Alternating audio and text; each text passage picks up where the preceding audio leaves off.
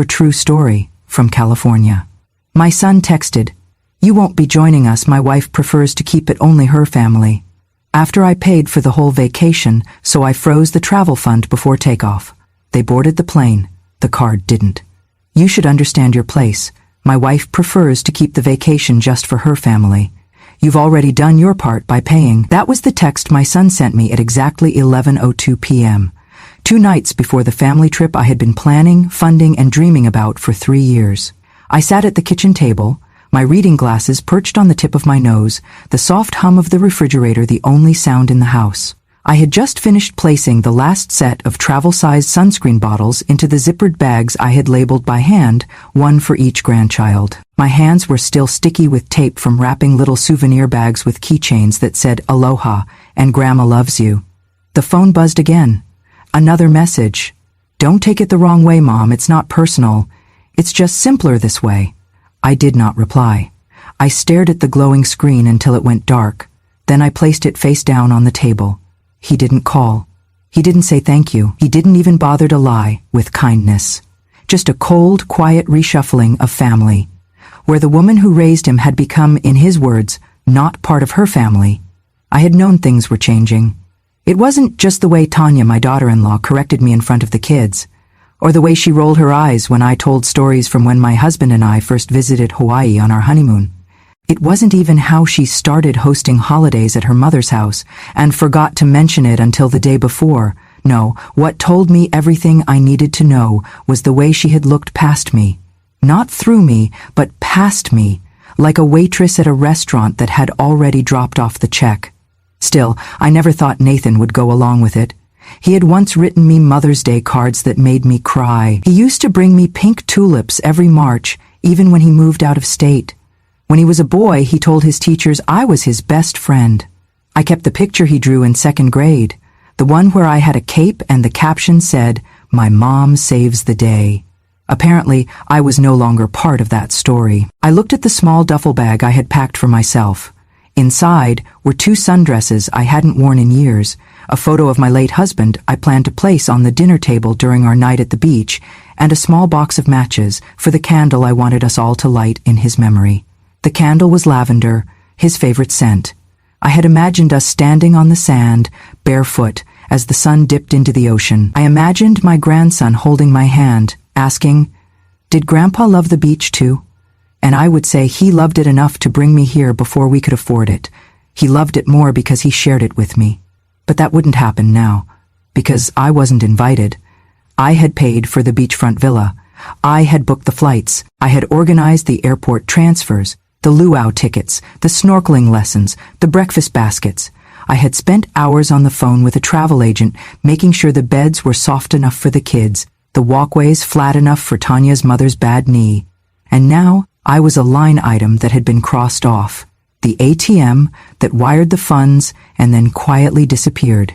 I sat in the kitchen a long while. The clock ticked toward midnight. The house was dark around me, but I didn't turn on the light. I let the dim glow of the under-cabinet bulbs cast long shadows over the counters I had scrubbed earlier that evening. For a moment, I felt shame. Not anger, not even sadness, just shame. The quiet, aching kind that makes you feel like a fool for hoping.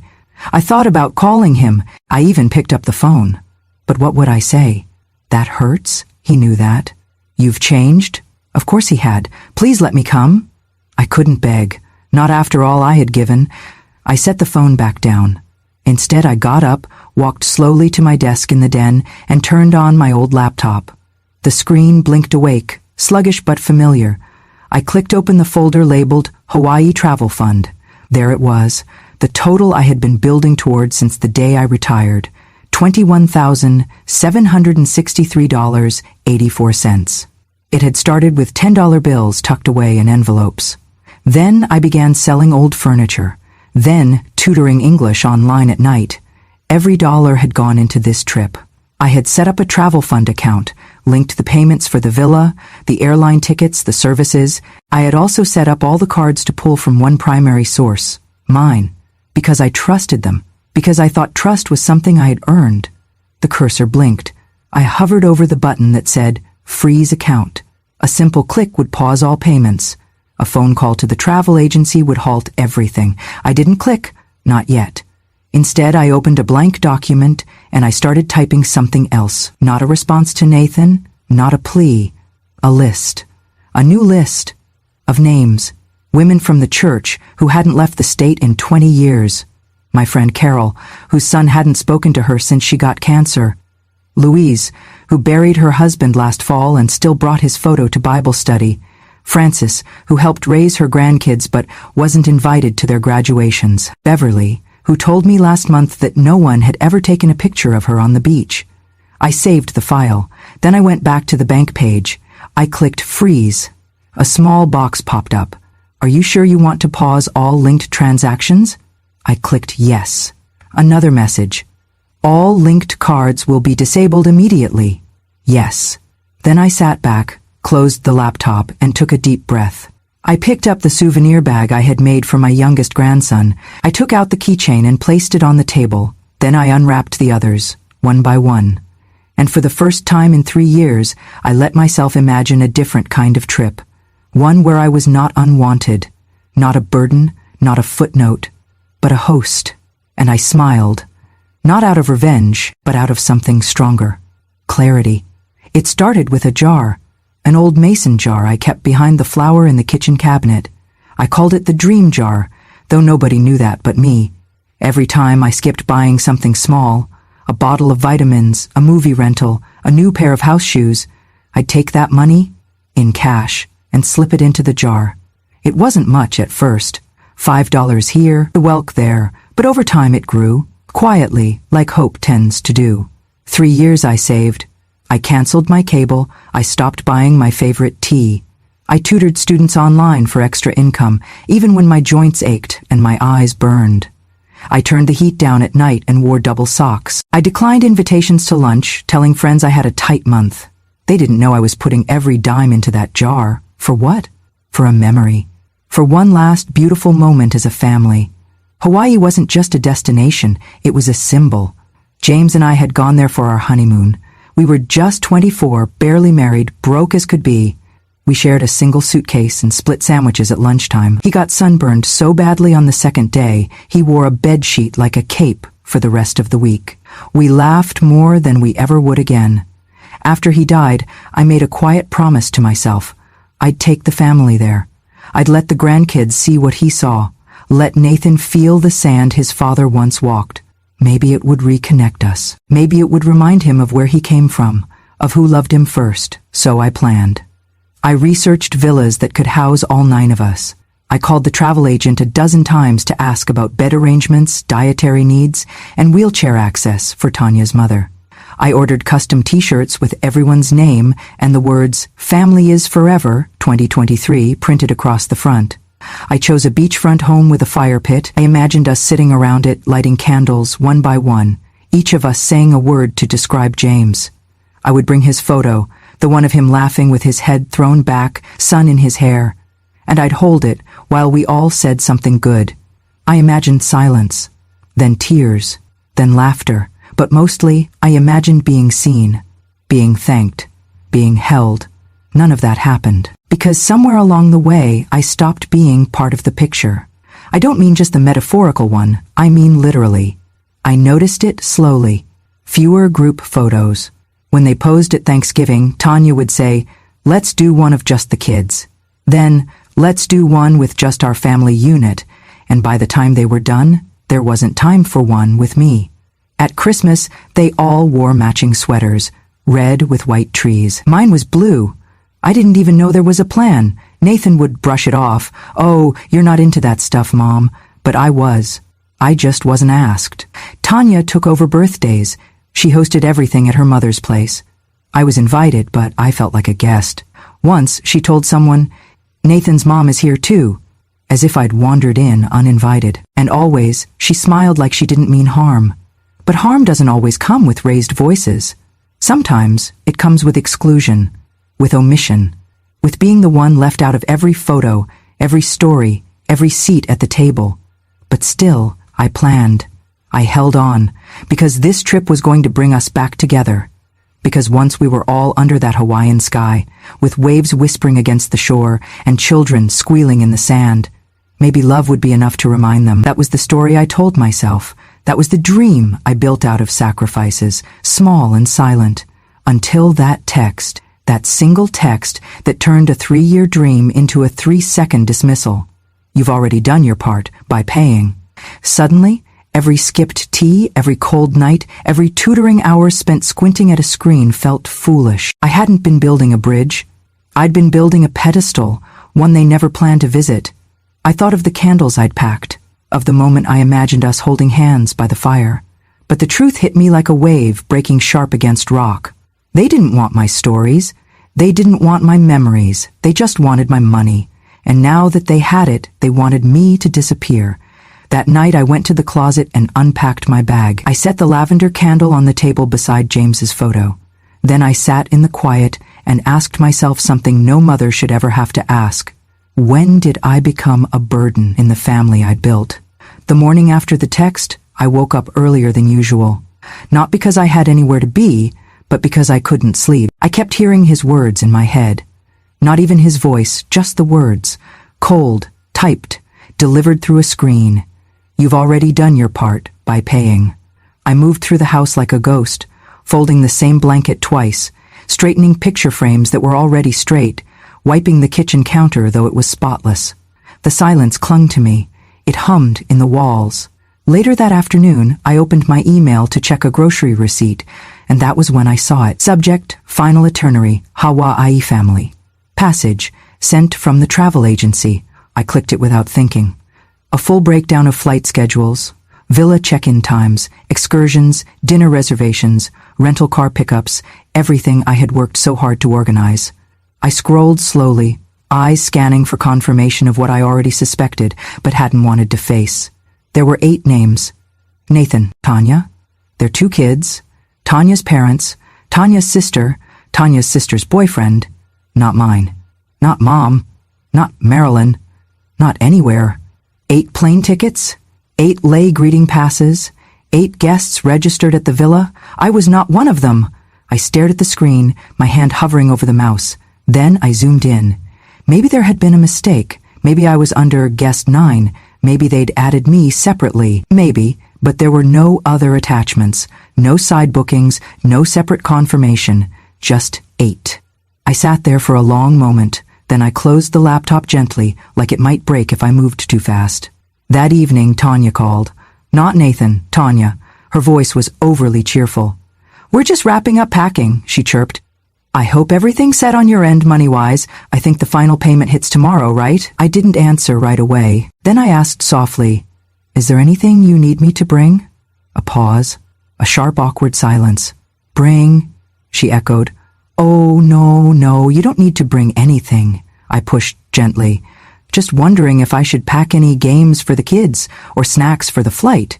I know sometimes they get motion sick.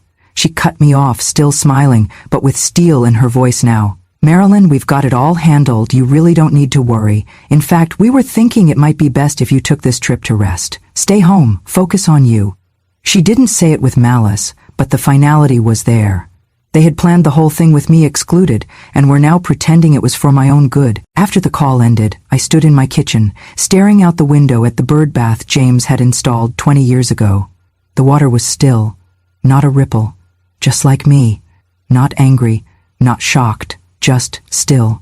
I walked to the closet, pulled down the small fireproof lockbox, and opened it.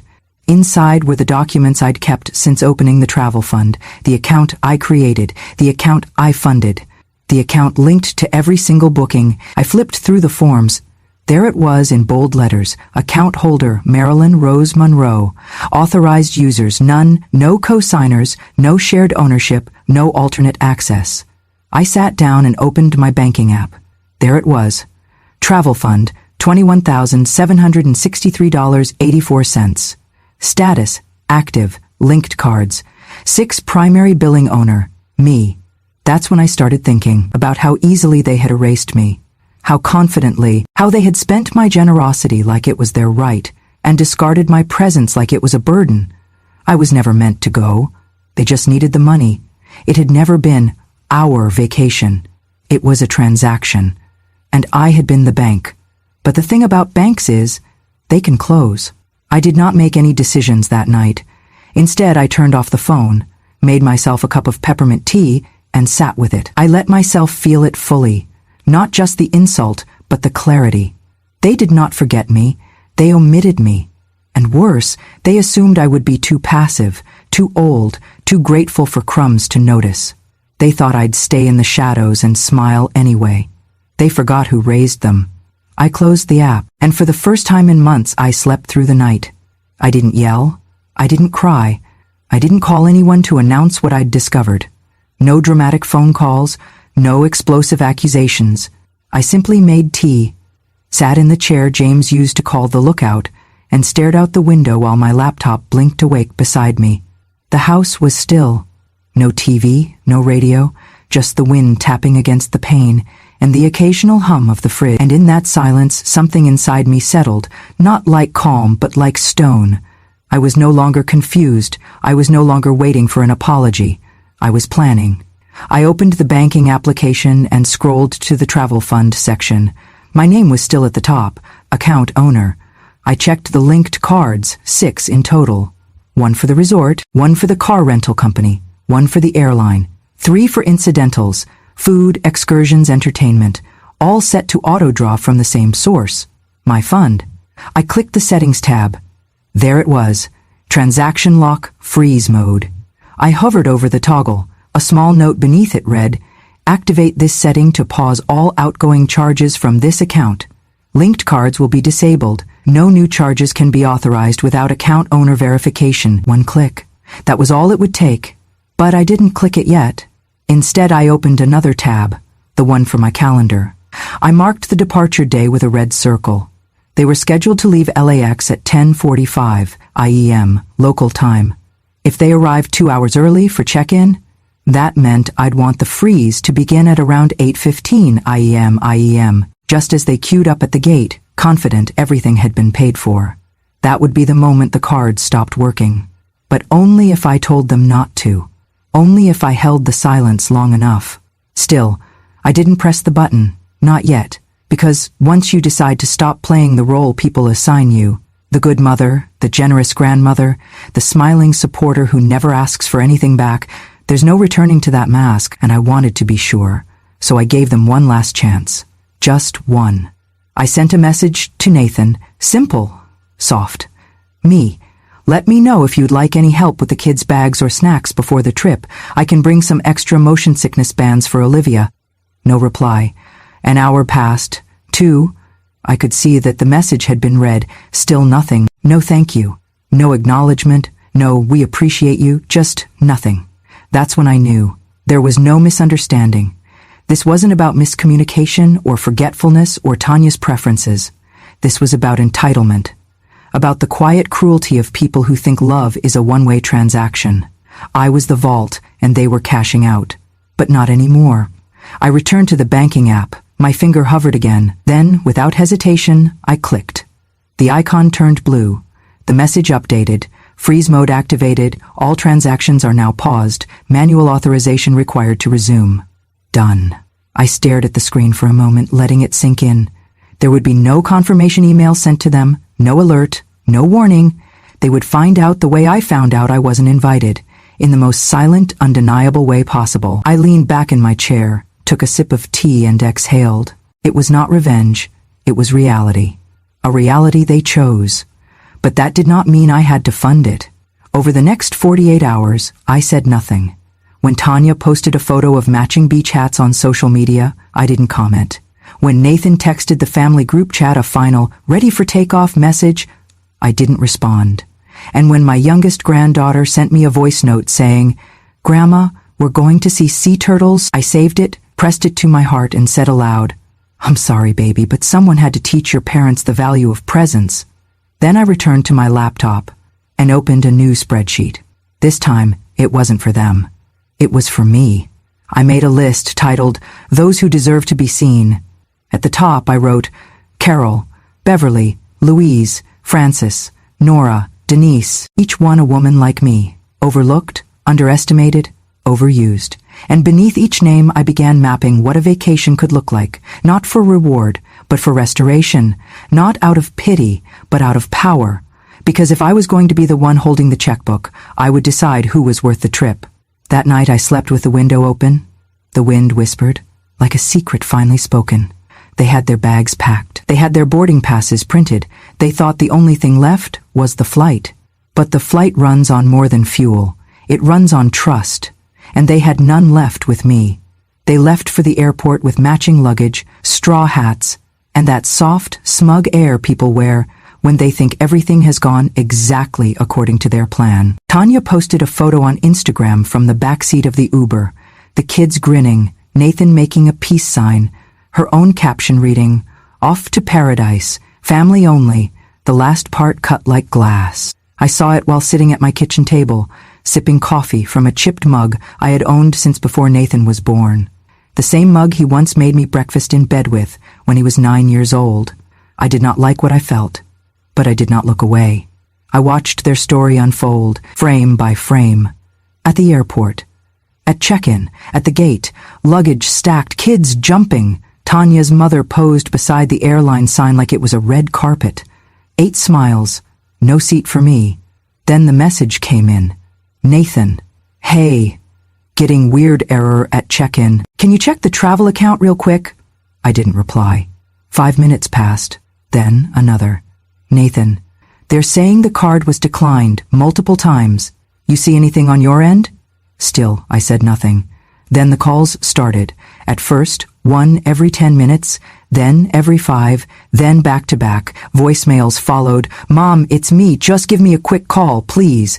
"Okay, I'm not sure what's going on, but we can't get the rental confirmed. It's saying funds unavailable. Can you look? Mom, please, the kids are freaking out. Just tell me if something happened to the account."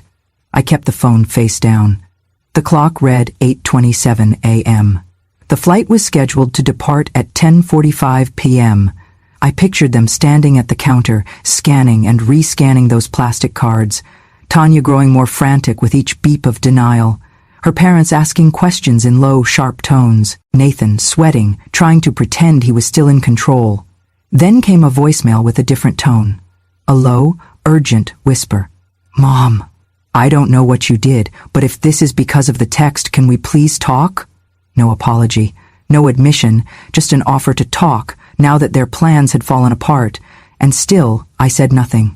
The resort called next, not to my phone, but via email. Subject: Booking cancellation request confirmed.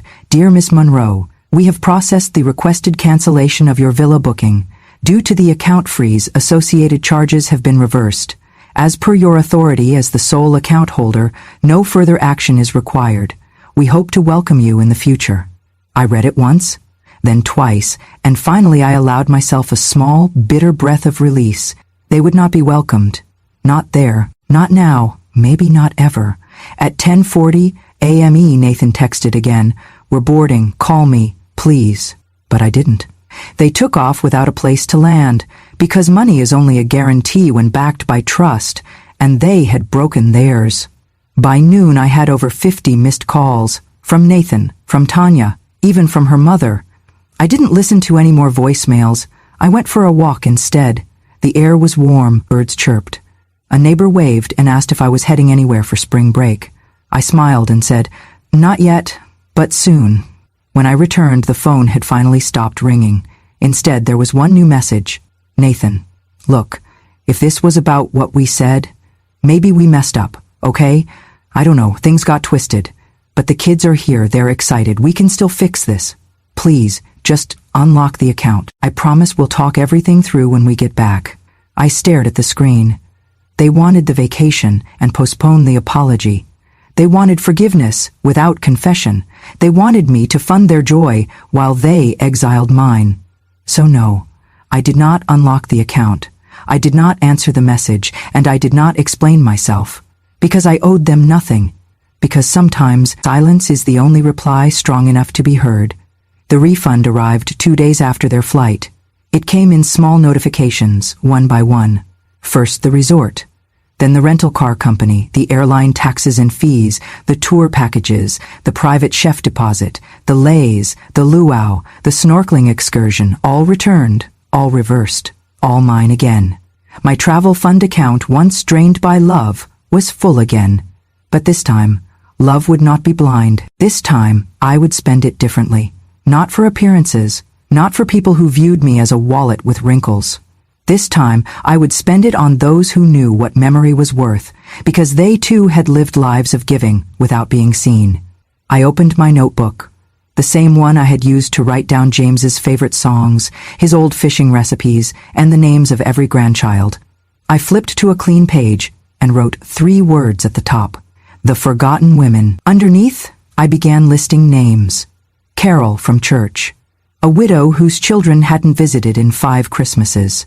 Frances, who still wore her wedding ring, even though her husband had left her 30 years ago.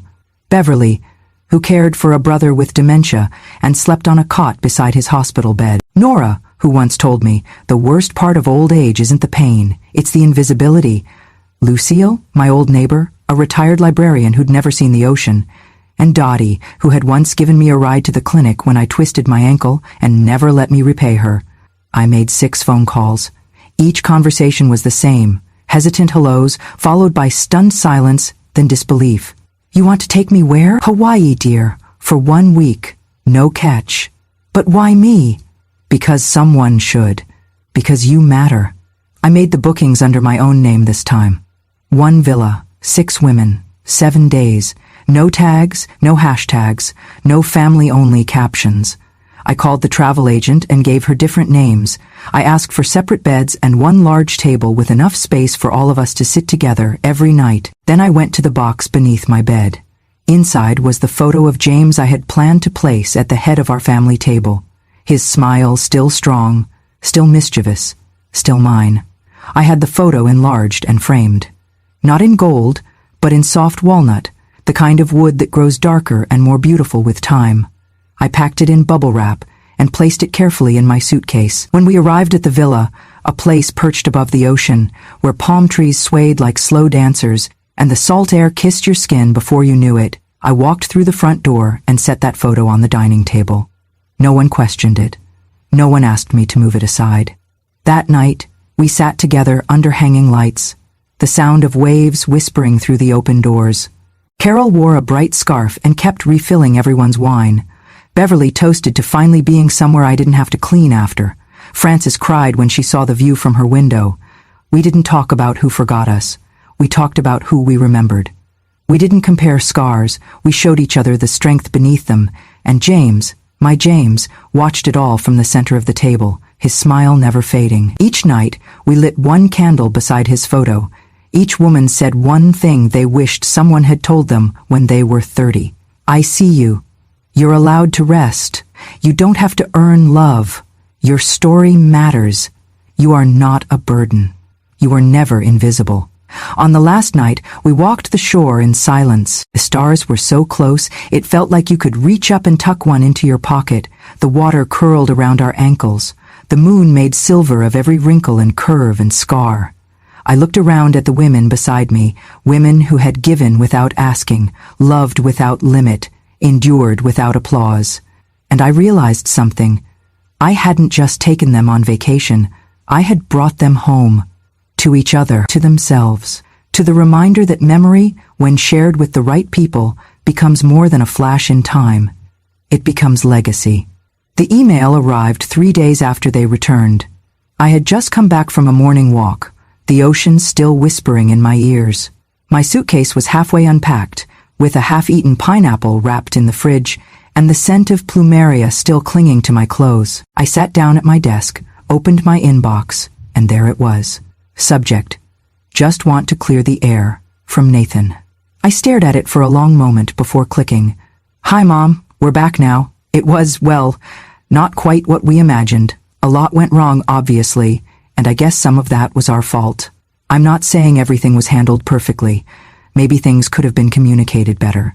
Tanya says hi, by the way. She was really stressed and didn't mean to exclude you like that. I think maybe she just wanted the trip to feel a certain way. You know how she gets about structure. Anyway, I've been thinking, maybe we weren't fair. Maybe we messed up. But we're home now and trying to sort through a lot. Honestly, the kids are confused, and we're trying to shield them from too much drama. That said, we're in a bit of a bind financially. We had to rebook a bunch of stuff on credit, and it's kind of snowballing now. So I just wanted to ask, if you're able, could you maybe consider returning the original deposit we gave for the trip? Or even part of it? I know you probably feel hurt, but we're still family. Just let me know. Nathan, I read it once, then again, then a third time. Each time, my eyes found their way back to one sentence. If you're able, could you maybe consider returning the original deposit? I leaned back in my chair, letting the silence sit thick in the room. They wanted the money back. Not just an apology, not healing, not reconciliation. They wanted a refund. I thought about the word deposit, as if they had invested something, as if they had contributed to a collective vision. But they hadn't deposited anything but assumption. Assumption that I would pay, that I would remain silent, that I would feel grateful to be included, even on the outskirts. I clicked the Sent Items folder and found the original transaction. Every payment had come from my name, my account, my sacrifice. There had been no shared fund, no co-signed contribution, just me. They were asking me to give them my money to cover the cost of their choices. It would have almost been funny if it weren't so familiar. Because that's what mothers do, right? Pay the bill and swallow the insult. Hold the pain and hand over the blessing. Get erased from the photo but still by the frame. I closed my eyes and pictured the dining table in Hawaii. 6 women laughing, clinking glasses, passing bread. James smiling from the center, in his walnut frame. No demands, no expectations. Just presence. Just peace. Then I thought of Nathan's email. The absence of any real apology. The presence of excuses. The convenient inclusion of Tanya's stress and the vague suggestion that I should just understand. But understanding doesn't mean surrender, and love without respect is not love at all. I reopened the email, hovered over the reply button, then closed it again. There was nothing I needed to say. Because if you need to explain why you won't refund betrayal, the person asking never deserved an explanation in the first place. I folded the laptop shut and went to the kitchen. I poured a glass of iced tea and looked out the window. A bird dipped low across the yard, brushing past the wind chime James had bought on our 35th anniversary. It sang a note as light as memory. And I smiled. I may not have received a true apology, but I no longer needed one, because I had something better. I had clarity, and I had kept what was mine. I sat on the beach, toes buried in the warm, forgiving sand, watching the tide roll in like breath itself. The sky was the kind of pink that only appears in postcards or memories you swore you'd forgotten. Behind me, the villa glowed with the sounds of women laughing, not loudly, not for show, but in that low, full way that comes from somewhere deep, from someplace healing. Frances was telling a story about the time she took the wrong bus and ended up 3 towns away from her wedding rehearsal. Carol was trying to teach Beverly how to hula, with a flower tucked behind one ear. Dottie was singing an old lullaby under her breath. And Nora, sweet Nora, was writing a postcard to herself, addressed to the home she said no one had written to in over a decade. I watched them and thought, this is what family looks like when no one's trying to impress each other. Just presence, just joy, just permission to be. It had taken me a long time to understand that love doesn't come with volume, it comes with consistency, with showing up, with listening, with choosing someone even when they're no longer convenient. That night, after dinner, we gathered outside on the patio. I pulled out the candle. Lavender, the last one. I had brought 7. 6 were already lit, each one by a different woman, each one carrying a memory, a name, a goodbye they'd never been allowed to say aloud. Now it was my turn. I set James's photo at the center of the table. The women fell quiet. I held the matchstick in my hand. This, I said softly, was supposed to be for all of them, for my family. But I think maybe it was always meant for this. I struck the match. The flame flared, then steadied. I lit the candle and watched the wax begin to melt, slow and certain, like time itself. One of the women, Beverly, reached over and touched my hand. I didn't think I'd feel this again, she whispered. Peace, gratitude, like I mattered. She looked at me, tears welling in her eyes, and I didn't think it would come from someone like you. Someone like me? I asked, smiling.